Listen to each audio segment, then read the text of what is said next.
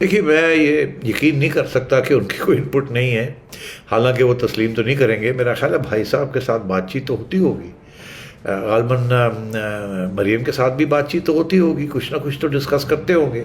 مگر ظاہر ہے وہ ہمیں تو نہیں بتائیں گے نا کہ میں کس کس کے ساتھ کیا ڈسکس کرتا ہوں کیا نہیں کرتا ہوں. تو مگر یہ لاجیکل ہے کہ کنسلٹیشن تو ہوتی ہوگی، اور مگر میں سمجھتا ہوں کہ ڈے ٹو ڈے ایشوز پہ نہیں. کابینہ کے اندر کون ہے، کون کیوں نہیں ہے، میرا نہیں خیال میاں صاحب ان چیزوں میں کوئی مداخلت کرتے ہیں کہ فلانے کو کیوں رکھا، فلانے کو کیوں نہیں رکھا. نہیں، وہ اسٹریٹجک ایشوز کے اوپر. اب فار ایگزامپل اکنامک پالیسی کے اوپر ہو سکتا ہے کہ وہ چاہ رہے ہوں کہ اس طریقے سے نہیں، اس طریقے سے کیا جائے، یا ڈار صاحب کو کنسلٹ کر لیا جائے وغیرہ وغیرہ. اب ہم نے خبریں بھی سنی ہیں کہ شاید ڈار صاحب سے کنسلٹیشن بھی تھوڑی بہت ہو رہی ہے.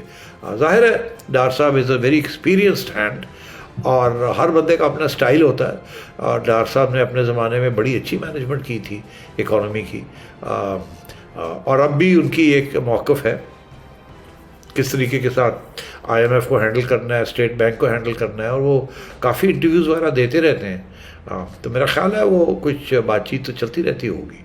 YouTube پر گوگلی نیوز دیکھنے کے لیے youtube.com کی سرچ بار میں googly news T V type کریں. گوگلی نیوز کے پیج پر سرخ رنگ کے سبسکرپشن والے بٹن پر کلک کرنا نہ بھولیے. YouTube پیج پر اپلوڈ ہونے والی ویڈیوز سے باخبر رہنے کے لیے بیل آئیکن پر کلک کیجیے. آپ کو ہر نئی ویڈیو کے بارے میں نوٹیفیکیشن موصول ہو جائے گا.